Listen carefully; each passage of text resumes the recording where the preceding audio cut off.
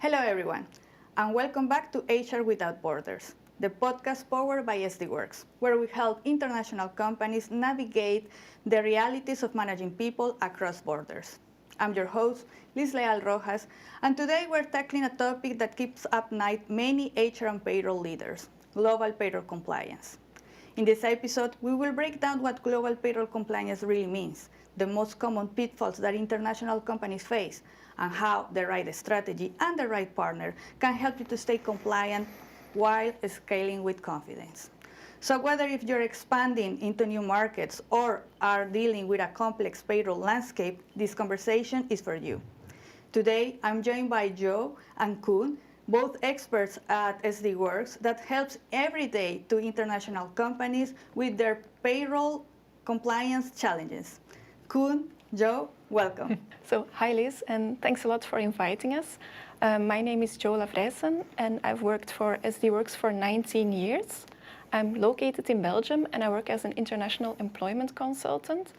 Together with my team, I advise our customers on all kinds of cross-border employment situations and the employment of foreign nationals in Belgium. And my personal focus mainly lies with social security, labor law, and formalities. Thanks. Yeah. Good morning, Liz. It's good to be here. My name is Koen Putzeys. I've been working for SDWorks for 15 years now. And my focus is on supporting clients with fiscal HR-related questions linked to employment situations, both in and outside Belgium. And next, I'm always looking for ways to optimize the situation for both the employee and employer. And there's also a compliance part, meaning payroll calculations or tax returns. Great. Okay, so moving forward to our topic of today. Managing payroll compliance is already complex if you are in one country. So I imagine that if you're a company that are working in different countries, managing different regulations, different legislations, increase that complexity. So based on your experience, my question is, how can international companies stay compliant with payroll across borders? Indeed, that's a very good question, Liz. But before looking at payroll compliance and the payroll setup, it's useful to look at the actual employment setup first. Because when you're starting in a new country and thinking about a new payroll setup, this is something that is quite time-consuming and which is also a costly procedure. And as a company, you always also have to look at the employer cost when going to a new country, because this can be very different. For example, in Belgium, the employer cost, by which I mean the social security cost that comes on top of the employee's gross salary, is about 28%. But if you look at France, this is about 50%. So that can be, it's very important to know what your employee will cost you.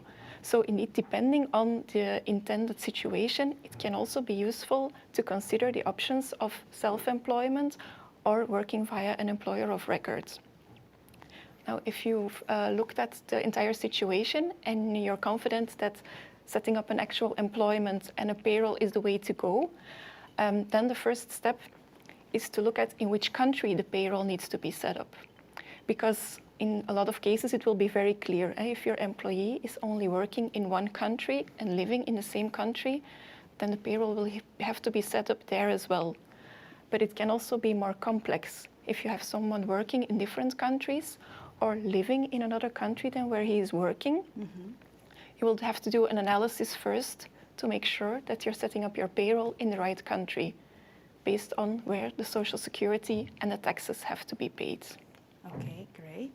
And Koen, what is your opinion as a tax expert regarding this? Yeah, I completely follow Joke's approach. It's important to do a step back first before starting the payroll, because when you gather all facts from the candidate or the existing employee and also the company who is recruiting, those insights can help to determine the tax and payroll consequences.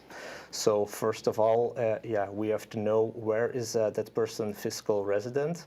Also, which countries can levy taxes, or we should check the possibility if there is a double tax treaty. It's also important to know if the taxes should be withheld during the year or if a one-time payment is sufficient during the tax return, for example. Because this also affects the approach of the payroll. So should we have one payroll when the person only has to pay the taxes during the tax return, or is a multi-country payroll required when we do the tax withholdings upfront during the year? Also, we should have to look at the treatment of each salary element, because that might differ between multiple countries. For example, the company car in Belgium is more interesting compared with the Netherlands. Another point that's important is if the company has a legal entity in the country where the employee is living or where the employee is stated. Because if it's not the case, then we should look for a representative who takes care of the payroll there and makes contact with the administration. So once we know those facts about payroll and taxes, we can look at the different scenarios where those problems may occur. I'm thinking out loud at simultaneous employment. So, for example, a Belgian employee who works for only a Dutch company and he's allowed to work 2 days a week, for example, at home, and the other 3 days physically at the office in the Netherlands. So that's simultaneous employment. Next, we have the secondment. So that's when, for example, a Spanish employee is sent from the Spanish company to Belgium to work there for 2 years, for example, and 100% physically there. And the last scenario where I'm thinking of is the local employment, when a Belgian company recruits someone from Germany, for example, and that person is allowed to work 100% in Germany for the Belgian company. Next, when we know those scenarios, we should also facilitate the company to make a decision. Which scenario will I choose, and which consequences I would like to have on a fiscal or a payroll level. So there we assist them by preparing simulations where we show the total employer cost, but also the net effect for the employee itself. So those insights, together with the service costs linked to each scenario, can help companies to make a proper decision there. So, that sounds great. So we can just summarize that first, before thinking about the state compliant, what is really needed is that the company sits down and map all the possible scenarios, analyze them, and then, of course, with the right partner, they can guide them to choose the right path and what is the most beneficial, not only thinking about cost, but also thinking about employee experience as well. Thank you so much. So, okay. Global payroll compliance is always been known as a risk, of course, operational risk as well, but it's also a business risk, because if you do something wrong, then you are in trouble. From your experience, what are the biggest compliance risks international companies face when running payroll across multiple countries? Well, a first typical risk is a late payroll setup, because it's quite logical as a company that you're first thinking, okay, I want to hire the employee, I want to make sure that he starts with us, signs the employment contract before I start the whole procedure of getting the payroll set up. But of course, a payroll setup takes quite some time, and you have to register with the authorities, so it is sometimes take a couple of months. And if your employee has already started at that moment, then you're late with the payroll setup. And as a company, this opens you to risks for fines or interests, because you don't pay your social security contributions in time.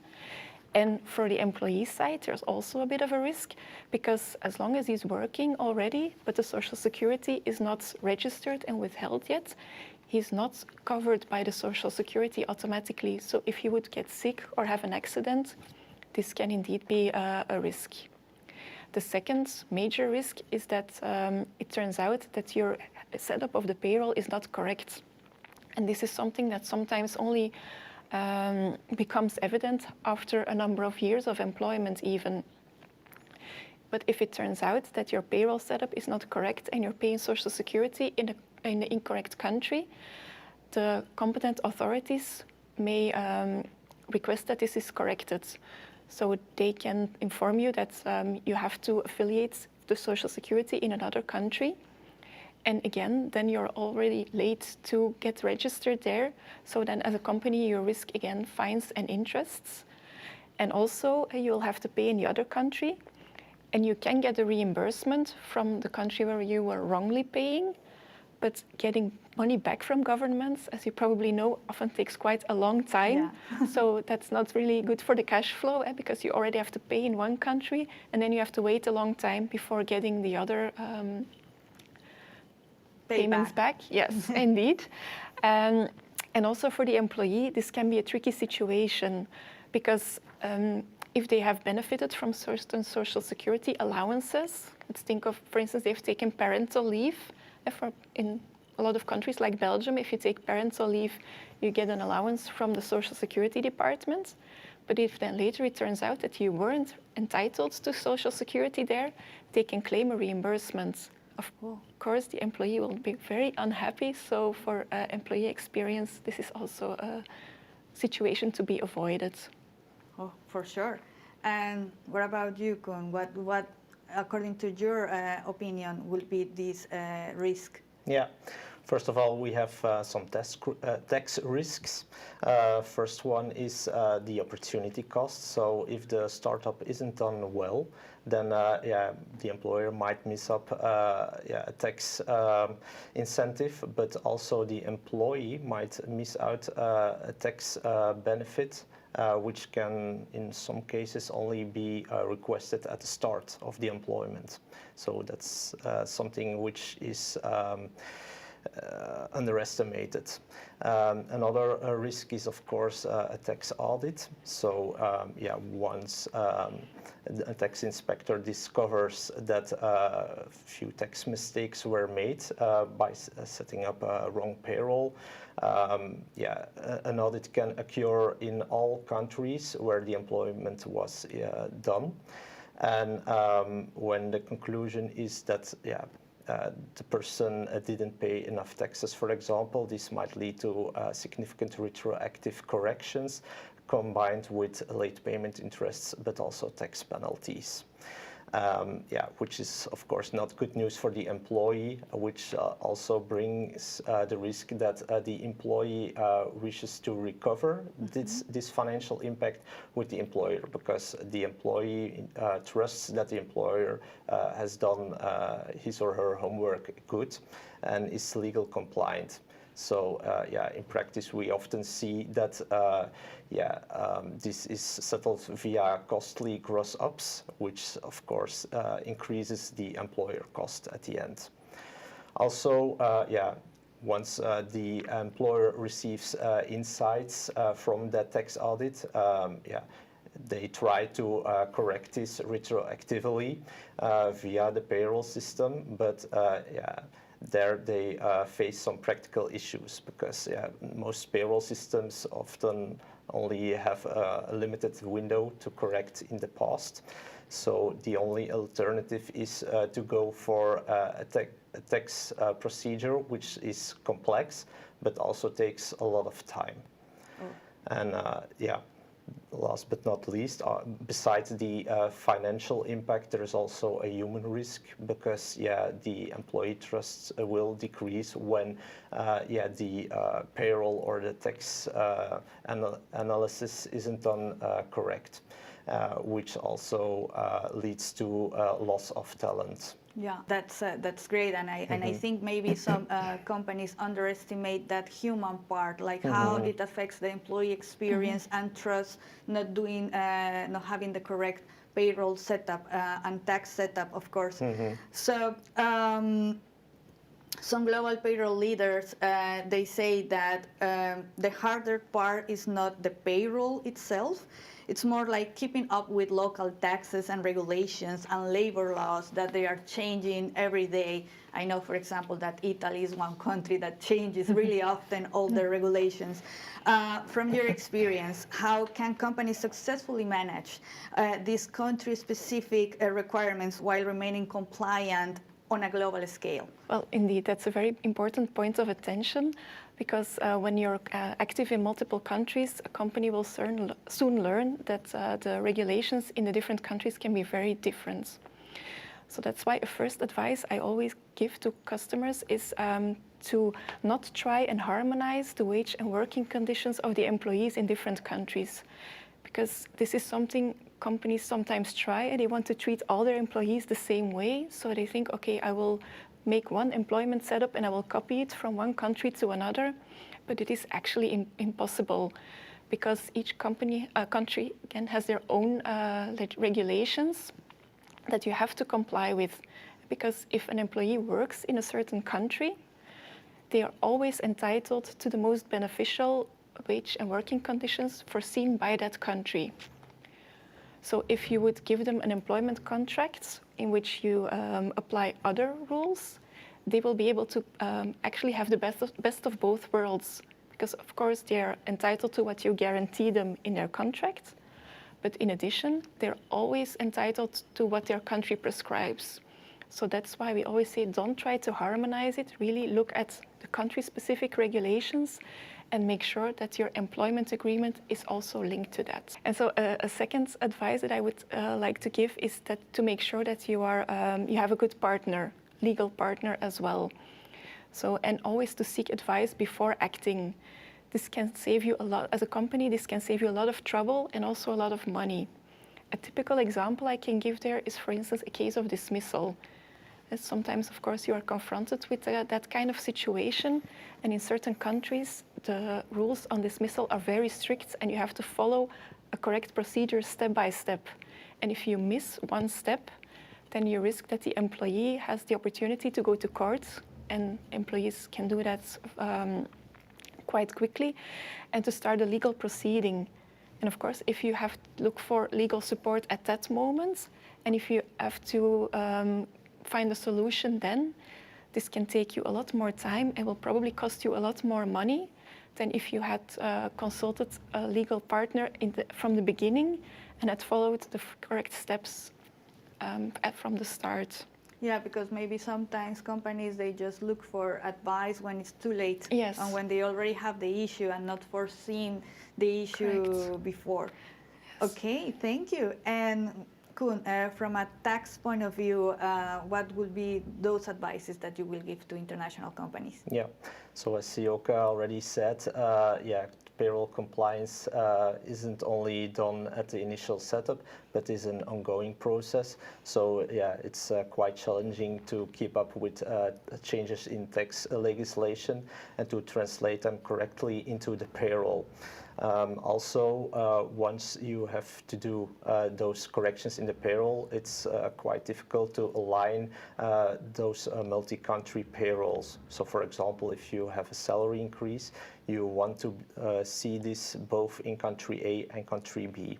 So this is challenging. So for that reason, what Joka also said, most companies seek guidance to keep that global overview and also to receive proactively news flashes, but also to receive a list of actions that are required due to those new legislation, for example.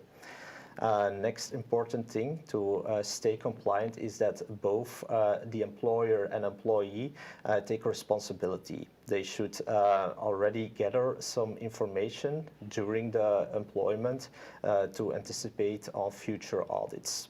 So, for example, the employee should keep pieces of evidence that that person was physically working outside the country where the employer is located, for example. And it's up to the employer to facilitate this via tools that are provided by the employer or an external firm. But next, it's also important that the employee keeps the employer informed about changes in the personal situation, because when an employee decides to move to another country, this might affect the social security or taxes in the payroll system. And this will trigger a new analysis, and this should be translated again into the payroll. So that's important to think of. Yeah, I think, like you say, payroll compliance is something that is always running. So I think that some companies, maybe they fell in the mistake of thinking, okay, I did my setup, it's over, now everything is going to be smooth. But no, it's something that you always need to keep an eye on it and try to monitor. And of course, if you have the right partner as well that helps you, then your life as an HR manager or payroll manager will be easier. So Joe, Koen, thank you so much for sharing your expertise today. I think you bring more clarity about global payroll compliance, and I know that our listeners and viewers have like a better idea of what it is. And to everyone watching or listening, we hope that you find this episode valuable. Global payroll compliance, as you could see, is not only about managing local regulations and tax requirements. It's about reducing risk and building trust with your employees across borders. So if you find this conversation interesting, please don't forget to like, share, and comment if you want. You are also invited to reach out to us through our social media. And see you next time in our next episode of HR Without Borders, the podcast powered by SD Works for international companies. Thank you and have a good day.